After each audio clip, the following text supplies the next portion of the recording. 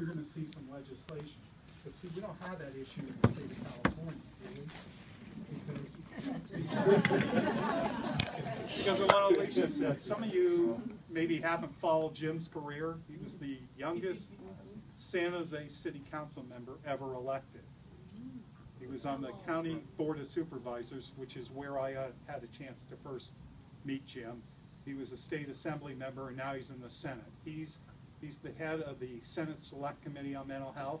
He formed that committee, if I remember correctly, Jim, with Darrell Steinberg the last year before Senator Steinberg left office. He basically, at the same time, they formed the Mental Health Caucus, so that's made up of members of both houses of the legislature that work on mental health issues.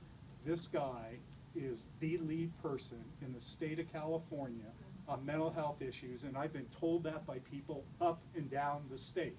His name is very well known.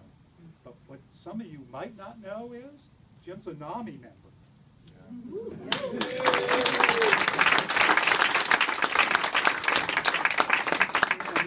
And as a Nami member, Mary and I got to know Jim and his wife Pat real well because we all took family to family class together.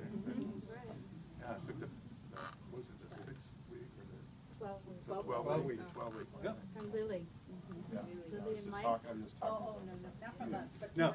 we were sharing Yeah. that. Yeah. Daniel Wu, Yeah, Dan. Captain. Oh, I was there part of the time. Yeah.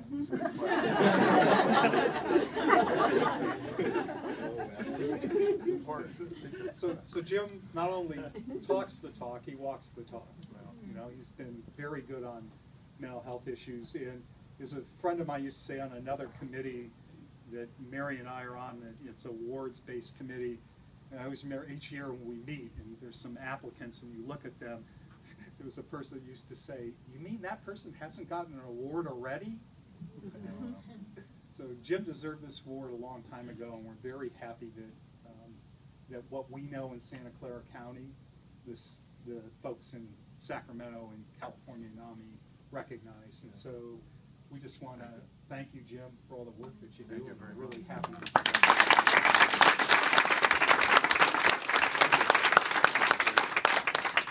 Now it's your turn. Okay. Well, first of all, it's like more like a history with NAMI goes way back with everybody here. There's so many people I've worked with for so many years here. You know, where's Paul? Oh, there he is, Paul. I work Nava. We had the fundraiser at Nava's house for Prop 63. Campaigning. Remember Nava? We had that. We did pretty good, though. We raised a lot of money for Darrell Steinberg showed up. Yeah, we raised a lot of money. And you know, just everybody in terms of helping out, creating. You know, when I was on the Board of Supervisors, they sort of said, well, we have the gold standard among counties in California, in Santa Clara County for mental health. And I remember when we started wraparound, like in the late 90s, we started wraparound program. We started, you know, we did the children's shelter, and then we did the family unification program for the foster kids, and all that kind of stuff that a lot of you worked on. Darrell and Ian Q, Jerry Doyle, Laura, all the Momentum folks, all the people that worked with me, and I was the mental health commissioner for the Board of Supervisors. Remember that, Nava? We used to go to all those meetings. And NAMI California, when I got to Sacramento, it wasn't such a, you know, big organization. It was kind of not a strong organization as it is now. It didn't have like that gravitas, if you want to say, in a political sense.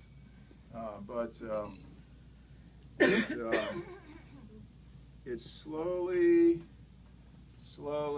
developed a gravitas because people started becoming politically more aware that when we talk about social services, when we talk about poverty, when we talk about educational attainment, And when we talk about criminal justice and we talk about homelessness, that there's sort of this common denominator of a lack of services in the mental health area. It's sort of a common denominator that is cross systems, if you want to say that, right? And when I got to Sacramento, of course, I'm like, okay, I come from Santa Cruz County, I want to get things done. I come up there, and there are people say, why are you spending time on this, Jim?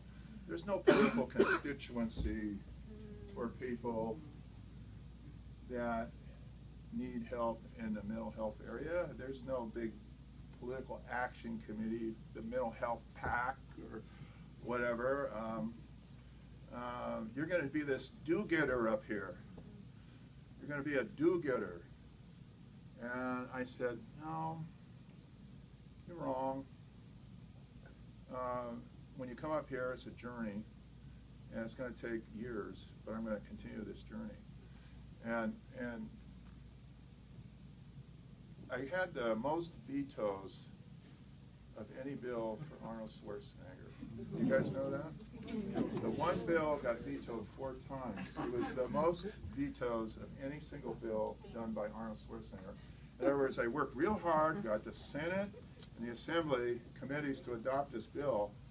It went to Arnold Schwarzenegger, and then he'd veto the bill. We did it 4 times. We kept doing it every session, 4 times. You know what bill that was? It was the Mental Health Substance Abuse Parity Act for California. Okay? And we likewise had maybe a little more success, but we had problems with our current governor. And I remember I was looking at a picture of Patrick over here, Patrick Kennedy. Patrick came to testify at one of my select committee on mental health committee hearings in Sacramento. We got all excited. We had Patrick there. He gave a great speech. We put him on television. We broadcast it all over California. Patrick Kennedy talking in the Capitol. And then we set up I called Darrell Steinberg and I said, okay, let's get Patrick, who's going to leave tomorrow morning.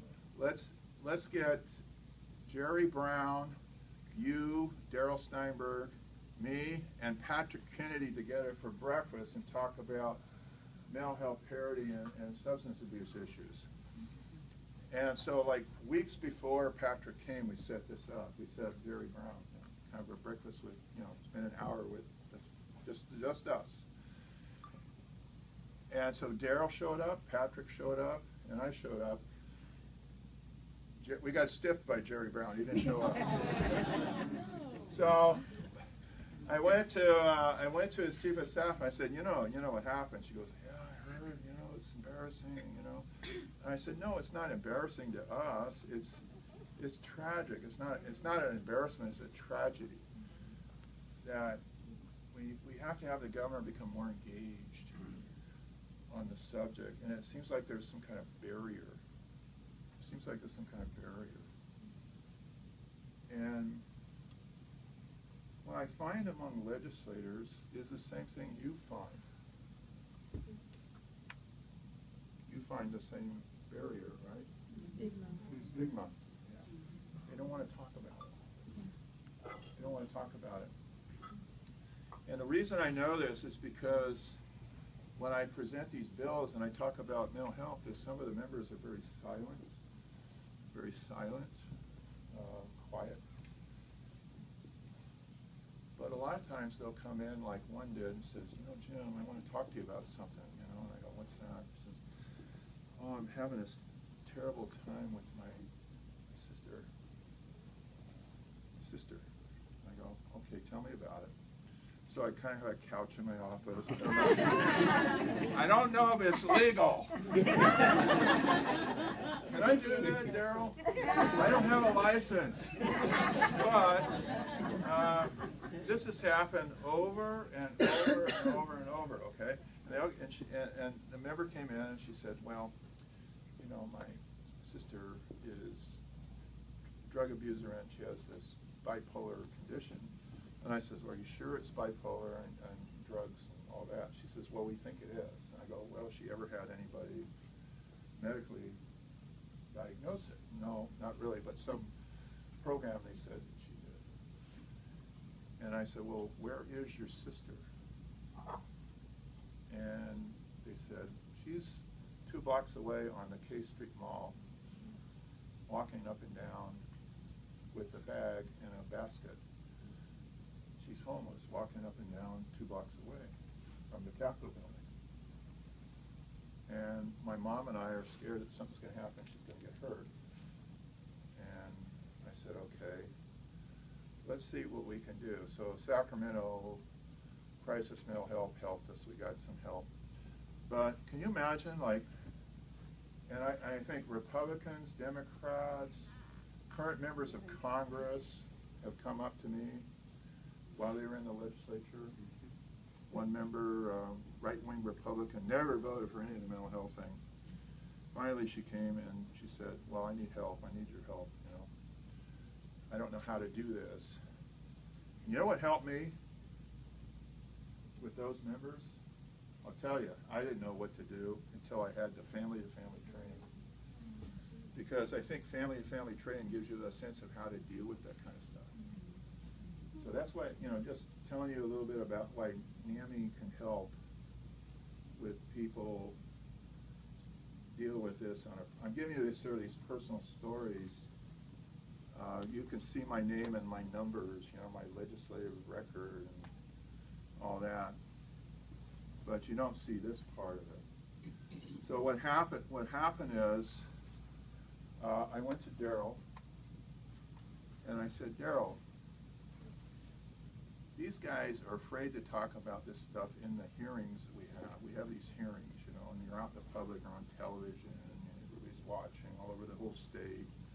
People can make comments about if you made a boo-boo, you made a bad mistake. Oh, she should have said that or he should have said that. So I said, why don't we have a mental health caucus where we just get the members that want to have lunch together and talk about mental health issues. And we'll have a monthly lunch, and I'll set that up. And then so what I do is I've been doing that for 3.5 years. Every month, I get my colleagues together, and I sit down and we have lunch, and we bring in somebody to speak on a different topic. You know, children's mental health services. I think we had suicide one time, suicide. We had family services. We had family training, you know, one time, you know, so they can kind of, you know, deal with that. We had substance abuse one time. Family children's services, foster care. We had our LBGT one time. You know, we'll probably have to have more gun violence now. How to deal with that, mental health, you know, kind of trauma kind of stuff. I think people want to know more about that. But, you know, we can sit there and I buy them all the food they want to eat, you know, because they can eat anything they want. I buy all this food, big piles of food, all this food. And then they sit at the table and they have these speakers and they can ask the stupid questions that anybody else would ask that doesn't know nothing about the subject, right? And don't you think that's probably a more productive use of my time as a legislator? And you know how many people I have come to this? I started to have like 7 or 8, and got to, you know, didn't grow to 10. And then this year I think we've averaged about 18. You know, there's only 40 senators. So we started asking the assembly members to come too. So we started getting those that are interested. Now, what happens when you do this and they start talking about this is it creates that synergy that spawns ideas, and people start to realize that these are really good. There's a lot of work to be done in this field, and there's really good budget and legislative ideas here that we can all work on together as a caucus. So what happens is we get Republicans coming to this and Democrats. Republicans and Democrats. We get the most conservative Republicans and the most liberal Democrats. It's a wide variety on the spectrum. And we've gotten, last year, we got 22 pieces of legislation related to mental health passed and signed into law last year.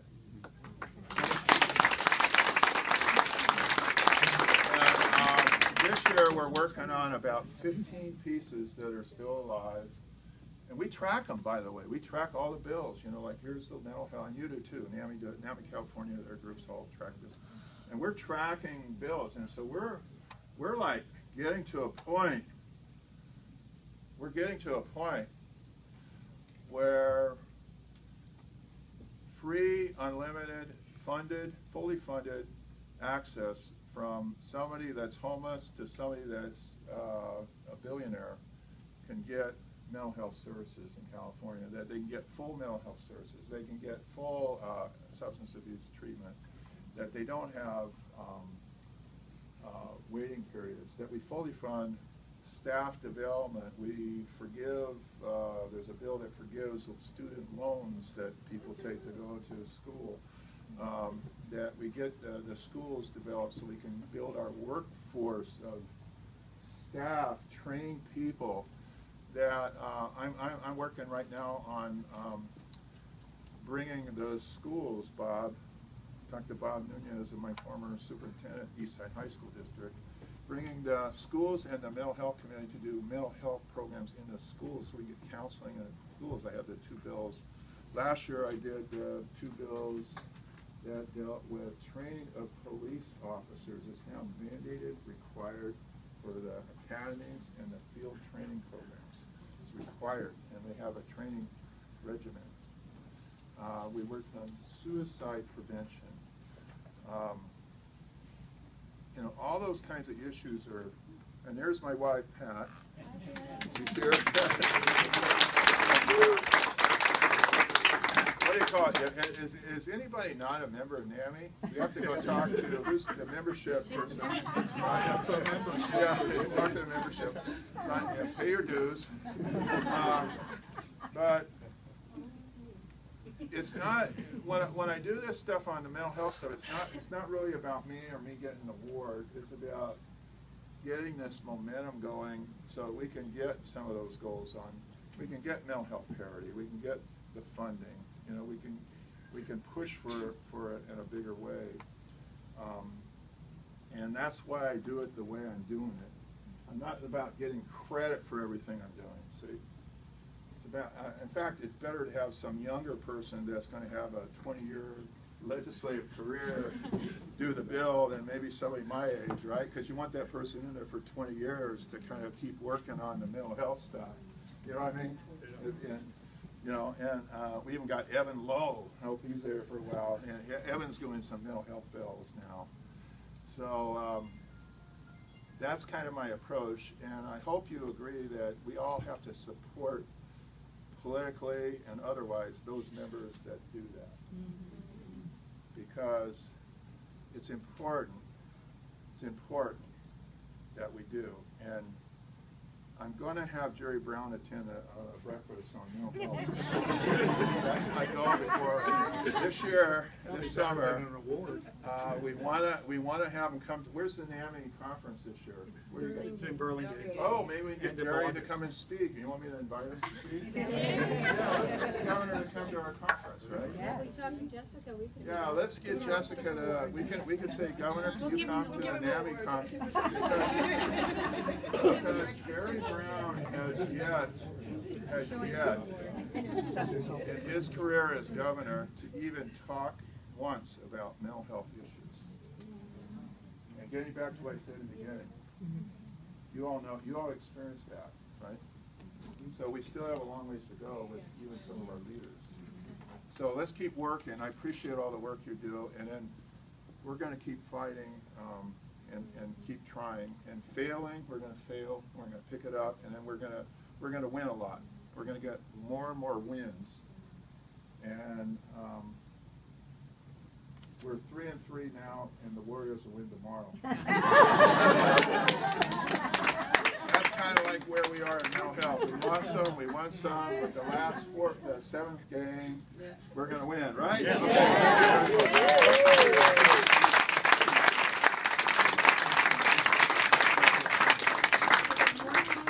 Yeah, okay, thanks.